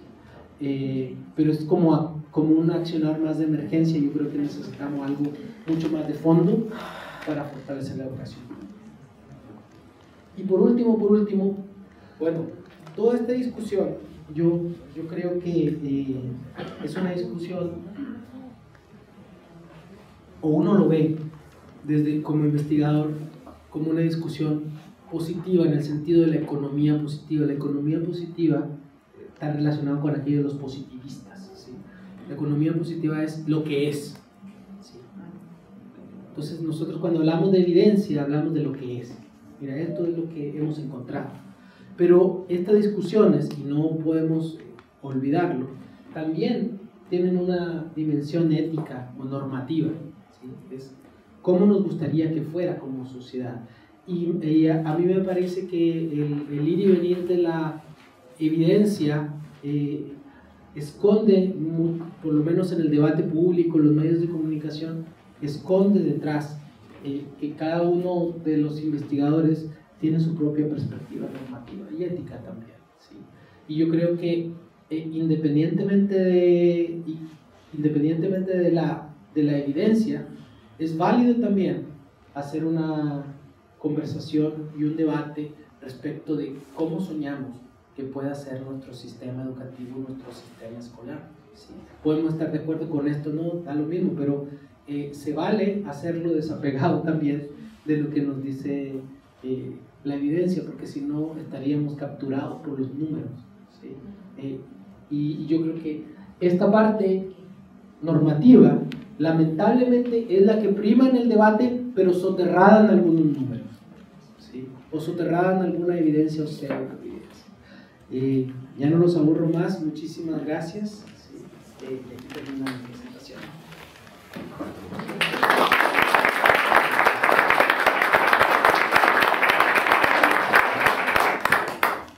Agradecemos la presentación de la clase desarrollada por el doctor Ernesto Treviño, el grato momento de análisis y reflexión académica que nos ha brindado, y lo queremos invitar nuevamente al Estado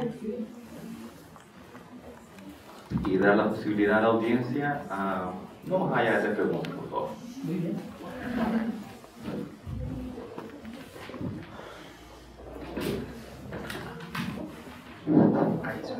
¿Preguntas? ¿Críticas?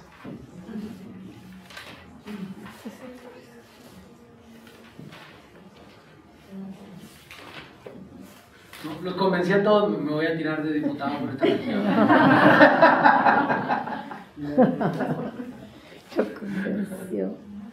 Bueno, yo quisiera hacerle una pregunta precisa, porque aquí, como dice, todo está por verse en este momento y el debate se ha ido más por las ramas que a lo esencial. Ya lo comentábamos antes, que los dimes y diretes, y nos empezamos a entrampar ahí en que los actores políticos en este momento dicen es una cosa, se critican.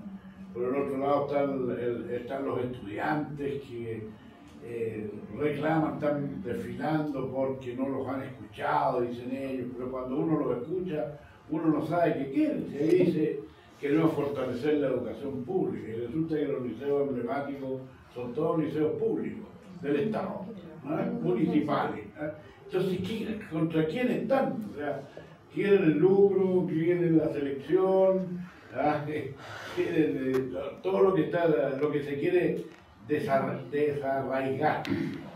Pero hay un evidente en Chile que es un fenómeno que ha ido ocurriendo desde la segunda mitad del siglo XX, siglo anterior, que es el rol de la Iglesia como sostenedor educacional. Y ese no es un sostenedor individual, solo, como el que ocurre de repente que se le puede plantear. Uno ve las realidades locales, uno lo ve aquí, ¿ah? Y uno sabe quién tiene nombres y apellidos, etc. Pero cuando se plantea ahí, yo me lo he planteado, la compra, por ejemplo, que ellos digan de repente, ¿sabe qué más? Voy a vender traspasar los colegios, pero resulta que los colegios son altos, y son caros, son muy caros, porque el copago ha hecho que construyan, en fin, etcétera. Y ahí es un tema, yo creo que ahí hay más que normativo, ese va a ser un tema ético que se va a plantear ahí, fundamentalmente, porque ese ejercicio de cálculo, cuánto vale esto, cuánto vale acá. Yo escuchaba leía una carta hace una semana atrás en el diario local, en que el centro de padres de un colegio muy importante, nuestro acá, decía que reclamaba contra el sostenedor, y que el sostenedor es el obispo de los colegios de la iglesia, que son muy importantes históricamente, pero que han ido derivando a esto que hemos visto, toda esa evidencia, esa realidad. Y decía, ¿y qué va a pasar si nos están cobrando 13.000 copagos y que nos están cobrando 340 millones de pesos por el arriendo? Por el arriendo. El sostenedor les cobra el arriendo. Entonces, ahí yo no sé, porque yo digo, me pongo en esa evidencia porque tengo que ver realidades, y ahí me salen las palabras del senador Boca. Van a transar, van a negociar la venta. Entonces creo que hay un poder fáctico, voy a decir la palabra real, en la educación, y que se ve en la intervención política. Pues los partidos políticos actúan no solamente ya como su ideología, sino que se dividen, pues se transversaliza el tema. Hay muchos intereses creados al respecto. Pero por ejemplo, ese tema yo no sé, ahí me cruzan la... Sí, bueno, yo creo que aquí hay al menos dos elementos, ¿no? Uno que es normativo. ¿Ustedes han escuchado hablar de Benito Juárez? Sí. Ya. Para mí es tan raro este tema, porque, bueno, Benito Juárez fue el que hizo la reforma en México a finales del siglo XIX, y se separó la iglesia del Estado. Ojo, no estoy diciendo que en México la situación sea mejor, ni mucho menos, pero es impensable que con plata del Estado se financie una escuela que promueve un credo particular. ¿Y eso que está separada la iglesia del Estado aquí no se? Aquí también, pero más o menos nomás. Sí, sí, más o menos. De hecho, también ojo, y esto lo trato de caricaturizar para que vean lo distinto que son los contextos. Para uno que viene de ese lugar extremadamente laico, en donde sí los curas muy bien, pero los curas están para salvar almas, el hecho de pensar, solamente pensar que la iglesia tiene algo que decir en cualquier materia de política pública e influir, es rarísimo. Y luego tener un partido, y aquí me van a disculpar mis amigos en la democracia cristiana, que tengo harto, que se llame democracia cristiana, es como ilógico, ¿sí? Porque yo no conozco ninguna iglesia que sea democrática, ¿sí? Ya dicho eso, como los problemas conceptuales que hay detrás.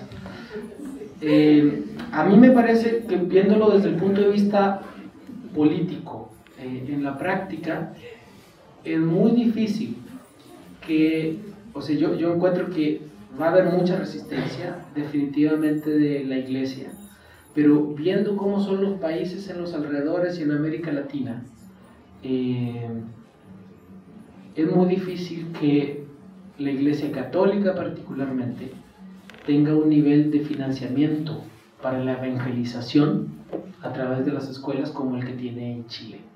Por lo tanto, a mí me parece que si bien puede haber pataleo, es muy difícil que la Iglesia renuncie finalmente a proveer servicios educativos subvencionados por el Estado, porque si no, lo que terminaría sucediendo es que se quedarían con los colegios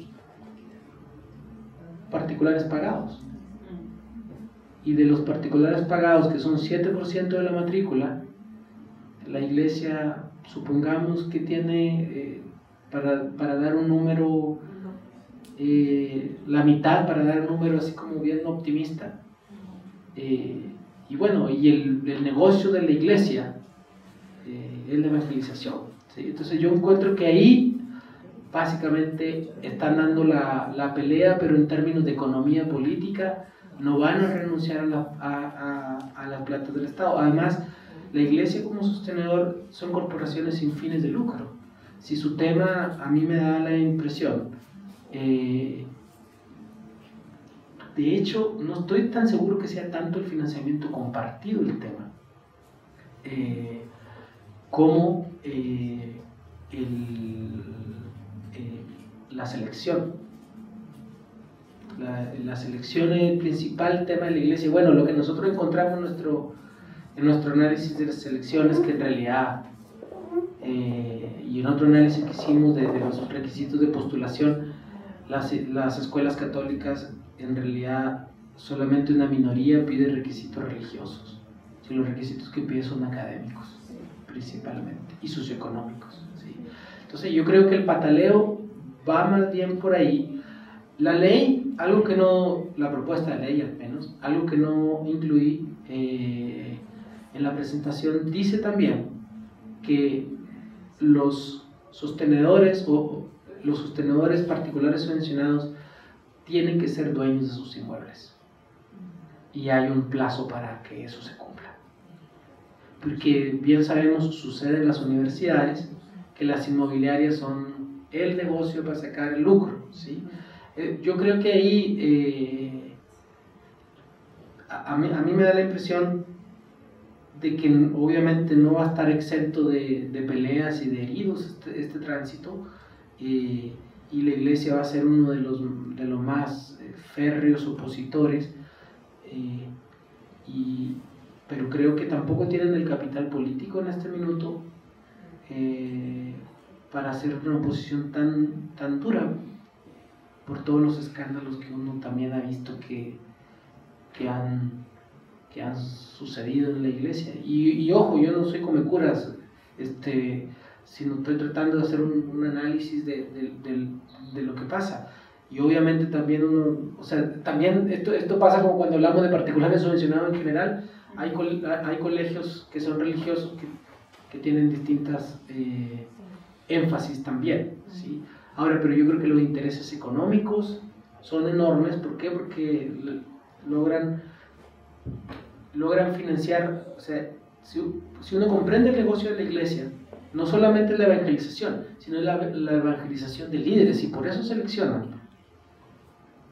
Porque ¿qué es lo que quieren en la Iglesia? Bueno, que los líderes, que líderes intelectuales que en el futuro adhieran a su postura religiosa, sean los que tomen las riendas del país. Y uno lo puede ver mucho más fehacientemente en varias congregaciones, ¿sí? De distinta índole, que las que son más conservadoras, como el Opus Dei y los Legionarios de Cristo, y los que son más progres también, como son los jesuitas, ¿sí?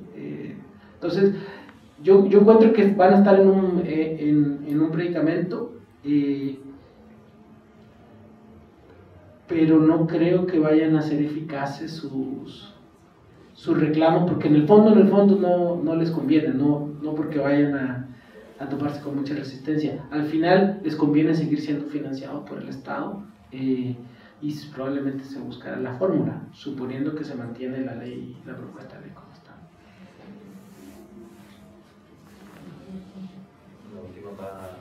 Una última pregunta.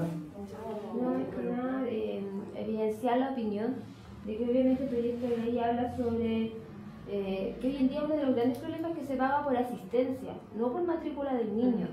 Entonces obviamente los colegios están llamados a seleccionar por una cosa de la cantidad, a veces tenemos un niño vulnerable pero no viene todo el mes, se generan estrategias para traerlo. Pero ¿cuál es el problema cuando nosotros generamos estrategias? Que las escuelas no contamos con la red de apoyo de parte del gobierno. ¿Quién se hace responsable de este niño? Por ejemplo, yo soy profesora diferencial, trabajo en proyecto de integración, trabajo en escuelas públicas y en escuelas especiales. Para mí no es una novedad que el 70% de los padres estén cambiando sus escuelas especiales.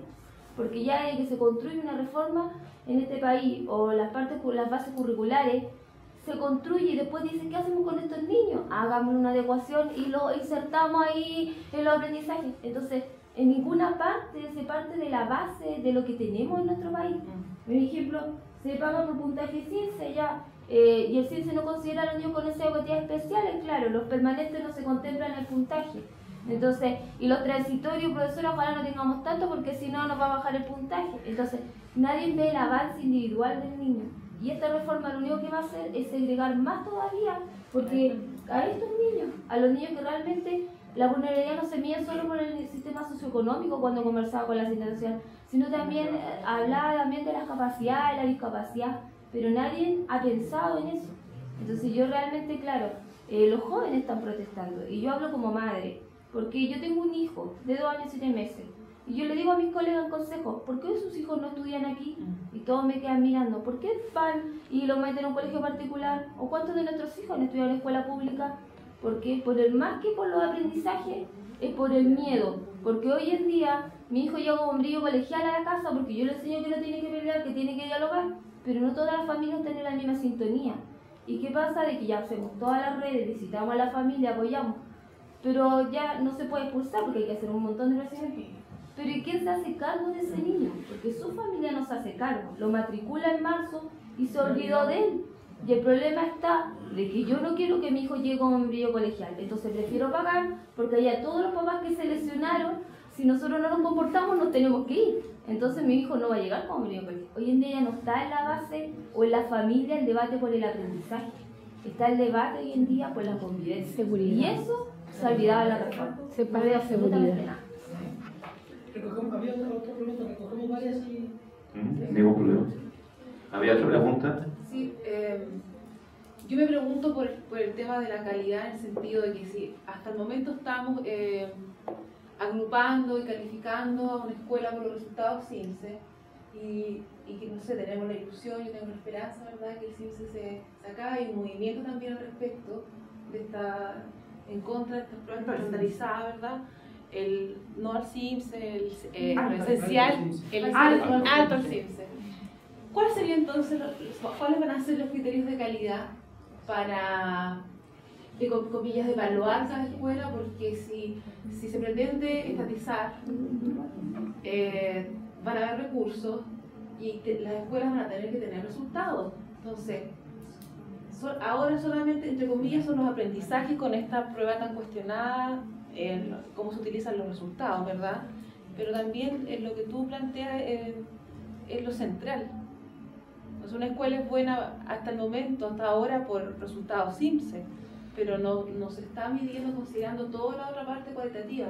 También pienso en la formación de profesores. En realidad, a nosotros nos formaron para alumnos, entre comillas, que no existen, para alumnos, ¿verdad?, ideales. Entonces, y en cuanto a la iglesia, yo creo que los padres, las familias, yo creo que van a ser las que también están, como, entre comillas, pataleando con respecto a esto. Las que pueden colocar más presión, por lo que yo he sondeado también acá en Chillán, son las familias. Y la última pregunta. Mi pregunta va direccionada principalmente a la labor docente.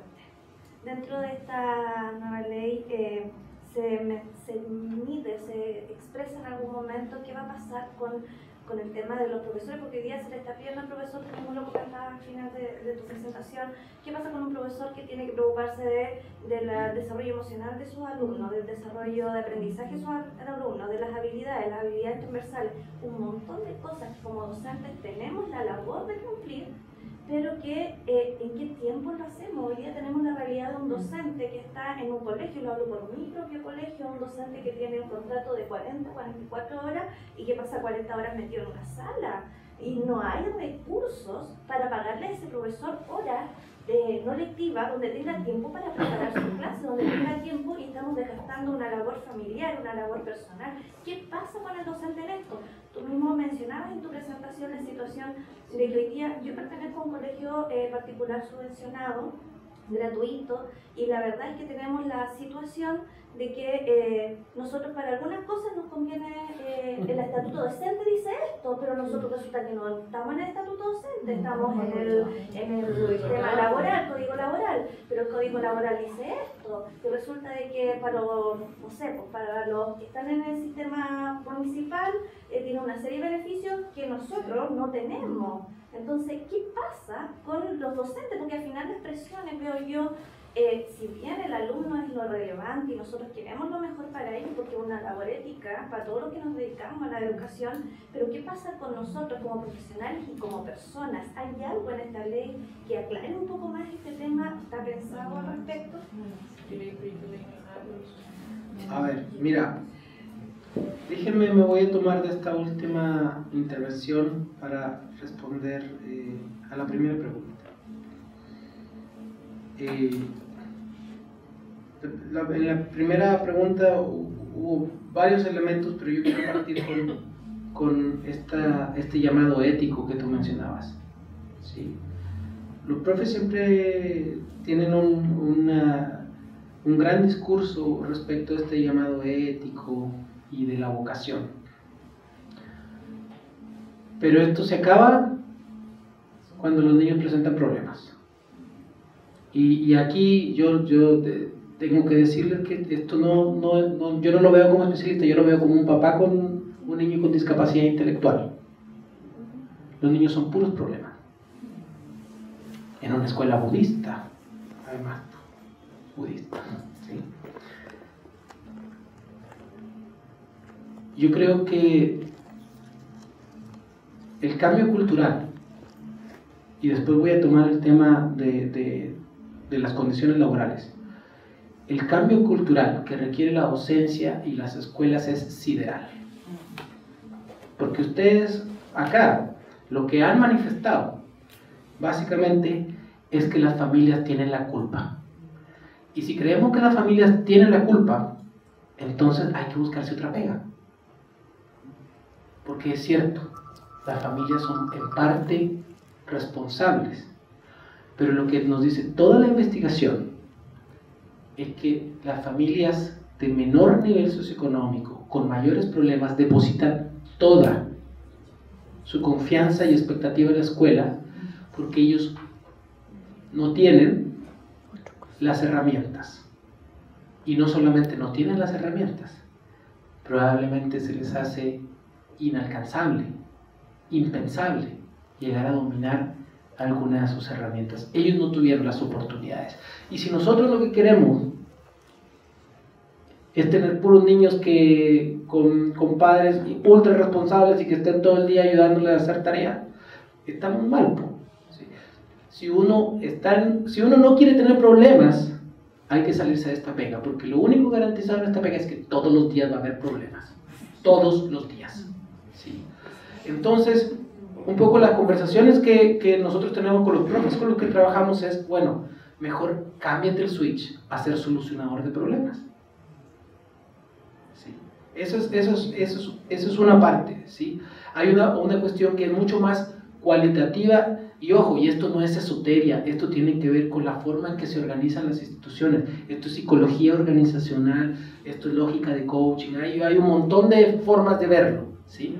Uno tiene que cambiar esa perspectiva. Y esto no quiere decir que todos nos vamos a agarrar las manos y viva la muralla y derribemos la muralla y la cuestión, no. Porque los problemas van a estar ahí todos los días. Y va a haber problemas de convivencia, pero hay dispositivos, hay fórmulas para tratar de solucionarlos. Y sí, y probablemente va a haber casos que sean de inmensísima complejidad y que las escuelas no están preparadas para eso. ¿Sí? Pero las escuelas no se sienten preparadas para ningún caso que no sea el niño que aprende a pesar de los profesores. Porque eso es lo que aspiran las escuelas, los profes. ¿Sí? Cuando nosotros vemos las prácticas docentes, oye, enseñan igual en las particulares subvencionadas que las pagadas, las mismas prácticas. Solo que en las particulares pagadas los niños aprenden a pesar de los profesores. ¿Por qué? Porque los papás tienen mucho nivel sociocultural y económico. Y están pendientes. Y creen que la responsabilidad por la educación es compartida. Y que le van a exigir al profesor que lo haga bien. Porque saben cómo exigirle además. Pero las otras familias no tienen ni idea. Y las otras familias lo que hacen es pelear con el profesor. ¿Sí? Y de hecho, si uno ve la investigación sociológica, ¿qué es lo que dice? Bueno, las familias de nivel socioeconómico bajo tienen un código, los niños de nivel socioeconómico bajo tienen un código lingüístico restringido. Son incapaces de manifestar matices emocionales. Entonces, un papá, con el perdón, ¿sí? Va de nivel socioeconómico bajo, lo más probable es que tenga el garabato como primera herramienta, porque no tiene esa competencia de distinguir matices emocionales, nunca las desarrolló lingüísticamente hablando. Entonces es muy difícil que establezca una conversación. Por lo tanto, allí la responsabilidad principal es de la escuela, porque esa es la función social de la escuela. Para eso les pagamos a las escuelas. No estoy diciendo que los pagos estén bien ni nada. O sea, para eso como sociedad pagamos impuestos y financiamos escuelas. Porque si no, hagamos, como se dicen los gringos, homeschooling, ¿sí? Escuela en la casa. ¿Sí? Entonces, ahí hay un tema bien importante. Ahora voy a pasar, te fijas, que este es un tema más como de ética y de cómo enfrenta uno la situación. No estoy diciendo que sea fácil, no. Pero es necesaria una transformación del rol. Segundo lugar, el pago por asistencia. Yo encuentro que el sistema de financiamiento, como lo decía, es realmente complejo en Chile y pone en una situación a las escuelas. Nosotros en nuestras investigaciones hemos optado por recolectar asistencia nosotros, porque consistentemente encontramos 20% de niños flotantes, por decirlo de alguna manera elegante, que están inscritos pero nunca están. ¿Sí? Entonces hay un incentivo súper perverso.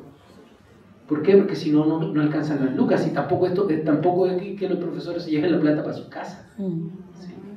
¿Sí? Y yo encuentro que los estudiantes que están protestando ahora deberían estar protestando por cambiar el sistema de financiamiento. Eso para mí sería una de las fórmulas. ¿Y cómo tiene que ser el sistema de financiamiento? Cuando uno ve la evidencia internacional, es muy difícil volver a un sistema que sea de pagar todo, porque el sistema de subvención tiene una lógica económica, si ustedes quieren, en donde se asegura de que el financiamiento tenga alguna relación con la cantidad de estudiantes, porque si no, lo que puede terminar sucediendo es como pasa en Brasil o en México, de que hay 20 escuelas, todas en la misma cuadra y cada una con 5 estudiantes, y cada una financiada completamente. Porque los alcaldes, los diputados, los gobernadores, todos tienen ganas de abrir una escuela, ¿te fijas?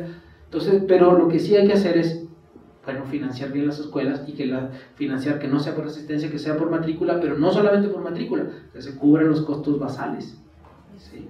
Que se cubran con los costos, alguna parte de los costos fijos y que haya un incentivo, digamos, para tener la máxima capacidad ocupada. ¿Sí? Pero eso no es tema de conversación. Esto, off the record, se está pensando para la educación parvularia. Como ahí nadie se pelea, entonces vamos a ver si funciona y me han pedido que haga un estudio de eso. Pero sí, claramente hay un problema con el sistema de financiamiento. Y en términos de de inclusión, yo encuentro que las escuelas son simplemente el reflejo de la sociedad, somos una sociedad bien discriminadora, y me parece, y ahí yo tengo muchas diferencias con mis colegas, que hay alguien que trabaja en educación especial acá, que haga como investigación en educación especial. Yo tengo hartas diferencias con mis colegas que son re amigas mías, la Cintia Duc, la Rosa Blanco, que son así como grandes nombres en Chile, porque yo encuentro que son puro rollo, ¿sí? Puro deber ser, y yo encuentro que el deber ser sirve para impulsar políticas educativas, ¿sí? Como buenas ideas, pero hay que darle carne, porque lo que sucede en las escuelas, lo que nosotros vemos que sucede en las escuelas, es que no están los recursos suficientes, ni las capacidades instaladas, ni el desarrollo de capacidades para hacer una buena atención a la diversidad, particularmente a los niños con necesidades educativas especiales permanentes, porque todos los otros niños tienen alguna necesidad educativa temporal, de acuerdo a la última moda, ¿sí? Todos son déficit atencional o algo, ¿sí? Entonces, pero te fijas, hay un tema de capacidades. Las políticas se han ocupado de poner reglas y pasar lucas, pero esos recursos que son parte de la política no se han invertido en el desarrollo de capacidades. Y en el desarrollo de capacidades es muy difícil hacerlo en este sistema porque está absolutamente atomizado. El sostenedor A no va a querer compartir su innovación con el sostenedor B, porque ese es otro sostenedor y estamos compitiendo. La profesora A de una escuela no va a querer compartir con la profesora B. Oye, porque no, yo me quiero llevar el premio del SNED, de la evaluación, de la cuestión. Tenemos un sistema que fomenta radicalmente la competencia y no la colaboración. Lo que sabemos es que necesitamos sistemas que colaboren y que aprendan unos de los otros. En nuestra experiencia, la mejor fórmula para expandir o diseminar o difundir los aprendizajes de lo que funciona en las salas de clase es nosotros acompañar a una profesora que lo ha hecho bien y ponerla con otras profesoras que tienen el mismo problema, ¿sí? Y que le cuente cómo lo hizo y cuánto le costó. Bueno, eso no hay posibilidades de hacerlo a nivel sistémico porque las regulaciones no lo permiten. Respecto de la calidad, en calidad no me voy a detener tanto porque es muy sencillo. Lo que pasa es que nosotros confundimos el indicador de calidad con la calidad. El CIMSE es uno de las pruebas más sofisticadas del mundo, técnicamente hablando. Sí, yo los invito por favor a que vean las preguntas, los distractores y las tablas de referencia. Es muy sofisticado. Pero lo que pasa es que eso es un indicador, ¿sí? Y lo que no ha aprendido nuestra clase política es que el aprendizaje no tiene una medida exacta. No es como los metros cuadrados, no es como los grados centígrados. Esto es una aproximación y le hemos dado la atribución de calidad al indicador de calidad y lo hemos usado para dar incentivos y castigos, ¿sí? Yo creo que no tiene que desaparecer el CIMSE. Yo tengo hartas peleas con mis colegas de alto al CIMSE, porque mira, a mí me tocó, cuando yo llegué a Chile en el 1996, yo participé en el primer estudio de evaluación de la UNESCO, comparativo en toda América Latina. Perú no quiso publicar sus resultados, porque le fue re mal. No le sirvió de nada, porque ahora que salió en PISA salió último igual, ¿sí? 20 años después. México publicó bajo protesta, porque también le fue más mal que Brasil y era inaceptable que le fuera más mal que Brasil, ¿sí? Antes de eso, nosotros nos conformábamos con que los niños asistieran a la escuela. Ahora sabemos que no es suficiente asistir a la escuela, que no da lo mismo con quién asistes, que no da lo mismo los mecanismos de segregación, porque todo eso influye no solamente en los resultados cognitivos, sino también influye en el desarrollo socioemocional que tienen los niños al poder convivir con gente de otros grupos sociales, ¿sí? Entonces, yo creo que ahí falta un poco más de claridad, Y para decirlo muy chileno, lo que pasa es que acá se han ido al chancho con el uso del CIPSE. ¿Sí? Es demasiado. ¿Sí? Yo creo que, y eso va a ser muy difícil de revertir. Y ya por último, la labor docente. Yo creo que tu pregunta es muy buena. ¿En qué sentido? Porque refleja que las políticas educativas son muy complejas y que no se pueden hacer todas al mismo tiempo. Como decía yo en mi presentación, hay un plan de enviar en el segundo semestre una nueva ley de carrera docente. Lo que yo espero sí es que ojalá esta nueva ley de carrera docente incluya una carrera docente para todos los establecimientos que reciben subvención del Estado y que incluya evaluación también, ¿sí? Y que incluya evaluación docente para todos los establecimientos. Es muy difícil de hacerlo porque rápidamente argumentan que es muy caro, pero bueno, si ese es el sistema que como país hemos escogido para entregar educación además al 60% de los estudiantes, bueno, tenemos que tener reglas claras. Entiendo también que uno de los puntos, y de hecho la misma presidenta lo manifestó, si mal no recuerdo, el 21 de mayo, es regular la jornada docente, que haya un periodo dentro de la jornada laboral en la escuela que sea para preparación de clase, pero aquí no hay que confundirse, esto no significa que no les va a quedar pega para la casa. Cuando hace 2 años trajimos a un profe de Nueva Zelanda, de la Universidad de Auckland, le hicieron una pregunta también, es bueno siempre traer a extranjeros porque son divertidas las preguntas. Le preguntaron, tu pregunta, oye, que la carga laboral y que nos llegábamos pega para la casa en los fines de semana, y me decía, oye, repítemela por favor, no me estás traduciendo porque no habla español, yo lo estaba traduciendo, repítemela para ver si entiendo. Se lo tuve que repetir como 3 veces. Ah, me estás diciendo que se llevan pega para la casa y el fin de semana revisan. Sí. Ah, ya dijo, no, es que eso es la naturaleza de la profesión docente. En Nueva Zelanda es igual, a pesar de que no tienen carga horaria completa. Igual se llevan pega para la casa. Entonces hay una cierta naturaleza de la profesión, como en la profesión médica, tienen que hacer turnos, tienen que hacer... Bueno, la profesión docente pareciera ser que está determinada en este tipo de sociedad como las nuestras, así, pues. Y uno tiene que ver si acepta o no esas condiciones. ¿Sí? Eso, bueno, no les quito más el tiempo, ya los aburrí mucho. Agradecemos con un nuevo aplauso a nuestro querido invitado.